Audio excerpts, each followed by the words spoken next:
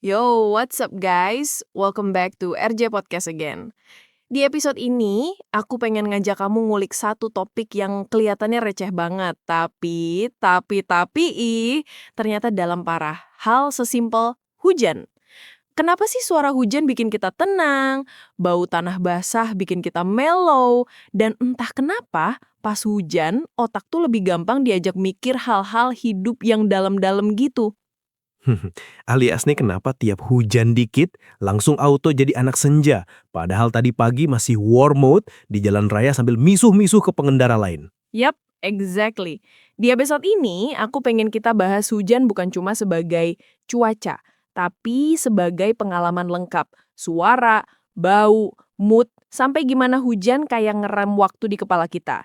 Kita bakal campur yang ilmiah-ilmiah dikit sama yang puitis-puitis dikit, tapi bahasanya tetap santai kayak ngobrol di teras waktu lagi gerimis. Jadi kalau sekarang kamu lagi dengerin ini sambil rebahan, sambil liatin jendela yang lagi basah, atau malah lagi kejebak di dalam KRL karena hujan gede dan pintu belum juga nutup, cocok banget. Kita bakal ngebahas kenapa hujan tuh kayak tombol pause di hidup yang biasanya ngebut mulu. Oke, kita mulai dari yang paling gampang kerasa, suara hujan. Kamu pasti sering lihat video Rain Sounds for Sleep yang 10 jam gak kelar-kelar itu kan? Iya, yang awalnya diputar 2 jam niatnya biar fokus kerja, toto kebangun udah jam 3 pagi, laptop masih nyala, kerjaan gak kelar, hujan di YouTube masih jalan. Nah, menariknya, suara hujan itu secara ilmiah beneran beda dari noise biasa. Banyak penelitian yang ngejelasin kalau hujan bentuk spektrumnya mirip yang disebut pink noise. Kalau white noise itu, energinya rata di semua frekuensi. Jadinya suka kedengeran tajam dan bikin capek kuping. Pink noise tuh energinya lebih banyak di frekuensi rendah dan turun pelan ke frekuensi tinggi. Jadi lebih empuk di telinga. Jadi analoginya gini kali ya, white noise tuh kayak neon putih silau di kantor 24 jam. Sedangkan suara hujan lebih kayak lampu warm white di kafe jam 9 malam. Sama-sama terang, tapi rasanya beda. Yang satu bikin kita lelah, yang satunya lagi bikin, pesan latte satu lagi enak nih. Yes, that's it. Dan yang keren, otak kita kayak punya preset khusus buat suara model begini. Untungnya, banyak suara alam kayak hujan, angin di pepohonan, suara ombak, jatuhnya juga di spektrum pink noise. Otak kita kayak nge-recognize, oh ini pattern alam, amam, chill. Plus hujan punya satu trik lagi. Dia bikin wall of sound. Jadi suara hujan tuh nutupin suara-suara lain yang biasanya bikin kita keganggu. Klakson mobil, orang teriak di luar, bangunan sebelah lagi ngebor, notifikasi HP, segala macam. Suara rintik yang stabil itu ngemask suara-suara tajam di belakang. Iya, kayak ruangan hidup kita tiba-tiba punya tembok akustik. Dalam riset ini disebut auditory masking. Noise backgroundnya naik, tapi justru itu bikin otak kita nggak kaget-kaget terus kalau ada suara kecil di luar. Sistem saraf yang tadinya waspada banget bisa nurunin gigi dikit. Terus kalau ditarik ke level otak, suara hujan ini pelan-pelan bisa geser kita dari mode beta, mode sibuk, analitis, rada tegang, ke alfa dan bahkan theta yang lebih santai dan meditatif.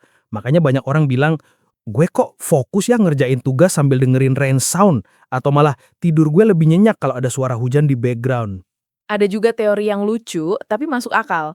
Suara hujan itu mirip sama soundscape dalam rahim. Di penelitian, suara di dalam rahim ibu itu gabungan detak jantung, aliran darah, suara dunia luar yang teredam air. Spektrumnya mirip banget sama desiran pelan, bukan suara kenceng yang tajam. Jadi, mungkin secara bawah sadar, otak kita ngerasa, oh, ini kayak dulu waktu gue masih aman banget di perut ibu.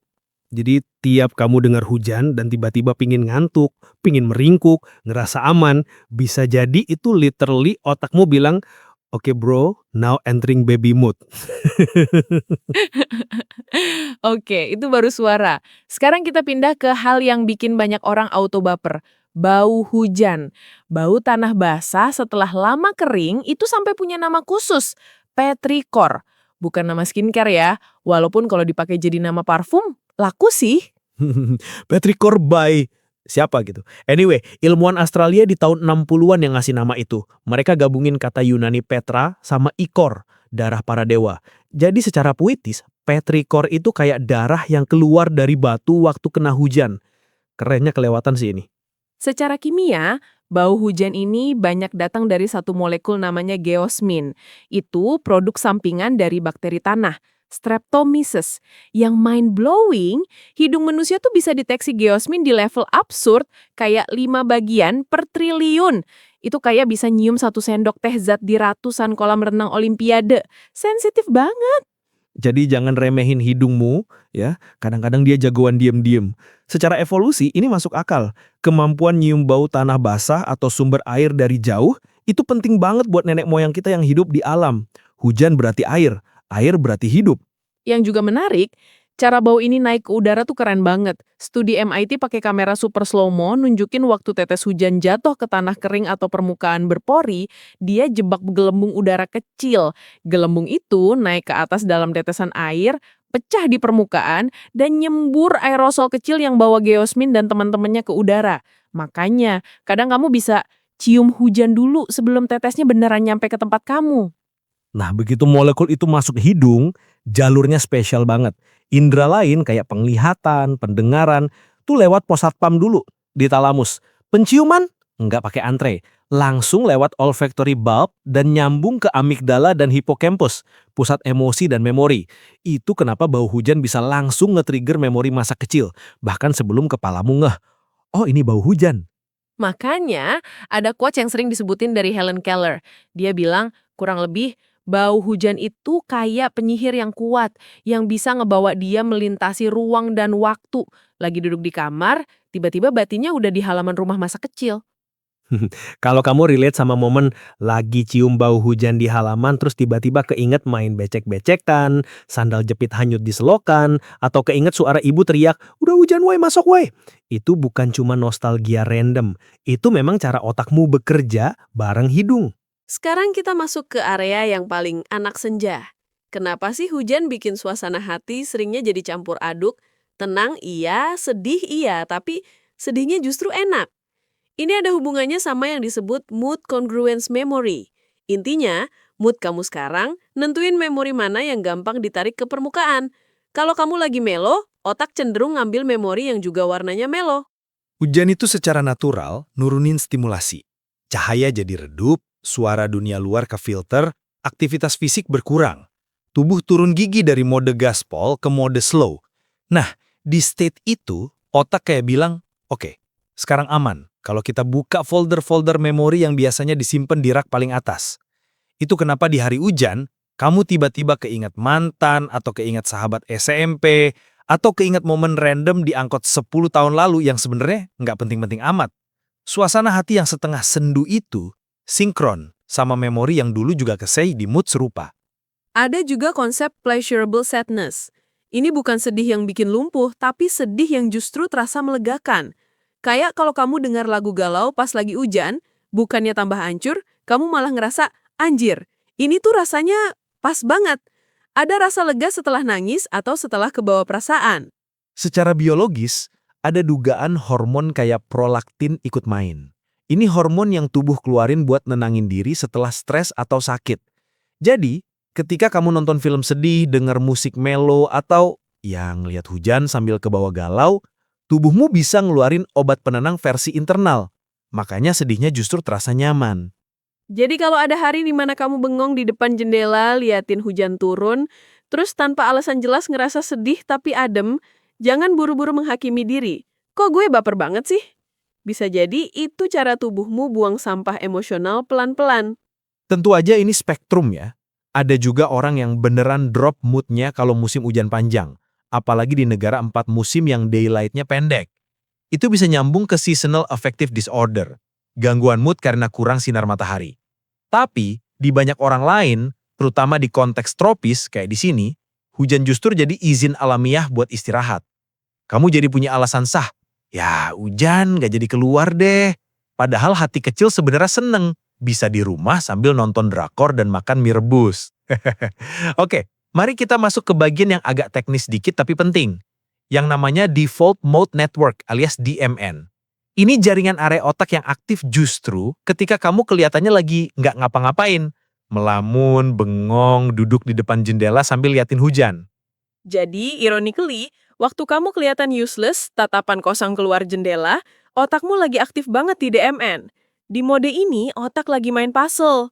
Nyusun memori, bikin simulasi masa depan, ngerapiin cerita tentang gue ini siapa sih, dan kadang-kadang ngelempar ide random yang ternyata keren. Hujan itu lingkungan ideal buat DMN. Di luar, stimulus berkurang. Jalanan sepi, cahaya lembut, suara dunia luar ke filter, aktivitas fisik berkurang. Tubuh turun gigi dari mode gaspol ke mode slow. Nah, di state itu, otak kayak bilang, oke, sekarang aman kalau kita buka folder-folder memori yang biasa disimpan di rak paling atas. Itu kenapa di hari hujan, kamu tiba-tiba keinget mantan, atau keinget sahabat SMP, atau keinget momen random di angkot 10 tahun lalu yang sebenarnya nggak penting-penting amat. Suasana hati yang setengah sendu itu sinkron sama memori yang dulu juga ke-save di mood serupa. Ada juga konsep persepsi waktu, Mark Whitman, yang bilang bahwa ketika gerak tubuh kita dipaksa melambat, kayak kejebak di rumah karena hujan, kita jadi lebih sadar sama durasi. Tiba-tiba waktu nggak lagi cuma angka di jam, tapi jadi rasa. Durasi yang ngambang. Hujan tuh sering bikin waktu kerasa kayak menggenang, bukan mengalir. Jam jalan, tapi rasanya nggak maju-maju. Dan di genangan waktu itulah otak punya ruang buat ngelamun, mikir ulang, nge-review film hidup sendiri. Jadi mungkin salah satu alasan kenapa hujan kerasa puitis banget adalah karena dia ngasih jeda ontologis, istilah kerennya. Bukan cuma istirahat fisik, tapi istirahat dari mode gue harus jadi apa, gue harus ngapain, target mana lagi yang belum tercapai. Untuk sementara kita nggak lagi becoming, tapi cuma being. Dan buat banyak orang, momen kayak gitu jarangnya minta ampun. Nah tapi ada satu fenomena lagi yang kadang nyelip pas hujan. Deja vu. Atau sensasi, kayaknya gue pernah ngalamin ini deh. Padahal kalau dipikir-pikir, nggak pernah. Dan entah kenapa, hujan suka banget jadi backgroundnya. Ada teori dari Anne Cleary soal Gestalt familiarity. Intinya gini, otak kita nggak cuma nyimpen memori tentang kejadian A di tempat B, tapi juga nyimpen pola tata ruang dan suasana. Nah, lingkungan pas hujan itu sangat seragam. Cahaya abu-abu, refleksi di jalanan, suara rintik, bau tanah basah. Hujan hari ini bisa sangat mirip secara pattern sama hujan 5, 10, 15 tahun lalu di tempat lain. Jadi otakmu ngerasa pattern ini familiar banget. Tapi dia nggak bisa ngelut, ini kapan dan di mana ya dulu? Akhirnya keluarlah sensasi aneh. Gue tuh udah pernah di momen ini deh. Padahal yang sama adalah atmosfernya, bukan ceritanya. Ditambah lagi, suara pink noise hujan dan bau petrichor itu ngasih konteks sensorik yang sama persis waktu memori lamamu kebentuk. Jadi sinyal familiar makin kuat, tapi tanpa label jelas. Itu yang bikin deja vu terasa agak mistis. Padahal ya ini glitch manis di sistem memori. Jadi kalau kamu lagi duduk di warung kopi, hujan, musik pelan, terus tiba-tiba ngerasa, anjir, gue kayak pernah banget di setup kayak gini. Bahkan kayak tahu abis ini orang sebelah bakal ketawa. Mungkin yang terjadi adalah otakmu lagi baca ulang pola, bukan lihat masa depan. Tapi jujur, walaupun tahu penjelasan ilmiahnya, sensasi itu tetap aja bikin dunia kerasa sedikit lebih ajaib. Oke, kita geser dikit ke level budaya. Cara kita memaknai hujan itu nggak cuma soal biologi, tapi juga soal cerita-cerita yang dari kecil udah nempel di kepala. Di Indonesia sendiri, hujan itu punya peran penting banget. Ada sosok pawang hujan, misalnya. Di Jawa, Bali, dan banyak tempat lain, pawang hujan dipanggil buat ngatur hujan biar nggak turun di acara penting. Nikahan, konser, balapan, itu sempat viral banget. Waktu MotoGP Mandalika ada pawang hujan yang bener-bener berdiri di pinggir sirkuit sambil ritual. Dari kacamata ilmiah, hujan tetap sistem kaos. Kita nggak bisa benar-benar ngerem awan cuma pakai sapu lidi. Tapi secara psikologis dan sosial, kehadiran pawang hujan itu penting buat rasa kita nggak total powerless. Cuaca boleh random, tapi manusia nggak cuma pasrah, kita coba negosiasi sama alam. Itu yang kadang disebut sebagai teknologi spiritual. Cara komunitas ngelola kecemasan terhadap sesuatu yang nggak bisa mereka kontrol. Sama kayak doa sebelum panen atau ritual minta hujan waktu kekeringan. Di baliknya ada rasa, gue nggak sendirian menghadapi alam. Di Jepang, hujan juga punya dunia simboliknya sendiri. Ada yokai namanya Ameona, sosok perempuan hujan yang katanya suka muncul di malam hujan. Kadang bawa vibe sedih, kadang bawa berkah. Ada Raijin, dewa petir, yang bising dan serem, tapi juga penting buat kesuburan sawah. Hujan di sana dilihat sebagai hal yang ambivalen, bisa lembut, bisa brutal, tapi bagian dari keseimbangan kosmos. Di ranah film banyak banget karya yang main sama hujan. Misalnya film Noah, Kota malam, jalanan basah, lampu neon mantul di aspal. Hujan di sana bukan romantis, tapi dingin dan sinis. Kayak bilang, kota ini nggak pernah benar-benar bersih. Hujan cuma ngegosok permukaannya. Di sisi lain ada The Garden of Words-nya Makoto Shinkai. Di situ hujan kayak payung emosional buat dua karakter yang sama-sama kesepian. Mereka cuma ketemu di taman kalau hujan turun. Jadi hujan di sana jadi semacam filter. Dunia luar nge-freeze, ruang kecil di bawah atap jadi universe mereka berdua. Hujan jadi batas antara kewajiban sosial dan ruang intim buat jujur sama diri sendiri. Kita juga punya versinya kok. Adegan klasik sinetron. Orang putus cinta terus lari ke tengah hujan. Dramanya 300%. Klise? Iya. Tapi klise biasanya lahir karena banyak orang merasa this hits. Secara emosional, hujan emang cocok banget jadi background momen transisi. Pertemuan, perpisahan, pengakuan, atau sekadar gue nggak kuat lagi pura-pura kuat. Ada satu konsep estetika menarik dari Gernot Bohm soal atmosfer. Dia bilang atmosfer itu bukan cuma mood di kepala kita, tapi sesuatu yang benar-benar mengisi ruang di antara kita dan dunia. Hujan tuh salah satu arsitek atmosfer paling kuat. Contoh paling simpel, begitu hujan gede, dunia yang biasanya luas tiba-tiba menciut. Kamu nggak lagi mikirin blok sebelah, kamu cuma mikirin ruang di bawah atap rumahmu, bawah payungmu, atau sudut kafe tempat kamu duduk. Radius hidupmu mengecil, dan anehnya itu bikin rasa aman. Secara akustik tadi kita udah bahas. Acoustic horizon mengecil, suara jauh co-rap sama rintik hujan. Secara visual, jarak pandang juga pendek, semuanya agak blur. Kombinasi itu bikin kita ngerasa gue di dalam, dunia di luar. Ada batas yang jelas tapi lembut. Itulah kenapa banyak orang suka banget vibe cozy rain. Di dalam kamar, lampu kuning, ada suara hujan di luar, mungkin ada lilin wangi atau kopi panas. Itu semua saling menguatkan. Hujan jadi latar yang bikin cozy-nya naik sekian level. Kalau pakai bahasa Bachelard, hujan itu bikin dunia yang keras, gedung, jalan, sudut tajam, jadi kayak lukisan cat air. Semua garis jadi lunak, pantulan air di jalan bikin realita agak lumer. Ini ngasih izin buat imajinasi buat ikut lumer, buat ngelamun, ngedrift, ngerasa nggak harus kaku dan efisien terus. Payung juga tiba-tiba jadi arsitektur portable. Di bawah payung, kamu punya ruang pribadi mini. Kamu bisa jalan di trotoar yang rame. Tapi di kepala, ini bubble gue. Hujan bikin kamu ngerasa sendirian tapi nggak kesepian. Oke, kita udah muter-muter dari otak, hidung, budaya, sampai film. Pertanyaannya sekarang, semua ini buat apa sih selain buat bahan caption estetik? Menurutku, minimal ada beberapa hal konkret yang bisa kamu ambil dari hubunganmu dengan hujan. Yang pertama, kamu bisa mulai ngelihat hujan sebagai jeda yang sah. Di dunia yang obses sama produktivitas, hujan bisa jadi momen legal buat nggak ngapa-ngapain tanpa rasa bersalah. Bukan berarti tiap hujan kamu bolos kerja ya, tapi kalau lagi di rumah dan hujan turun, mungkin kamu bisa ngasih izin ke diri sendiri buat 10 hingga 20 menit cuman duduk, dengar, dan lihat. Itu bukan buang waktu, itu lagi ngasih ruang buat DMN kerja, buat pikiran bernafas. Kedua, kamu bisa pakai hujan sebagai anchor memori yang sadar. Misalnya, kamu lagi di fase hidup baru. Mulai kerja, mulai kuliah di kota lain, mulai relationship baru. Di hari hujan tertentu, kamu bisa sengaja nge-capture momen itu. Musik apa yang lagi kamu denger, kamu lagi duduk di mana, lagi mikirin apa. Tahun-tahun ke depan, bau hujan dan suara rintiknya bisa jadi tombol shortcut ke masa ini. Ketiga, kalau kamu tipe yang sering kebanjiran pikiran atau kecemasan, kamu bisa pakai hujan sebagai ajakan balik ke tubuh.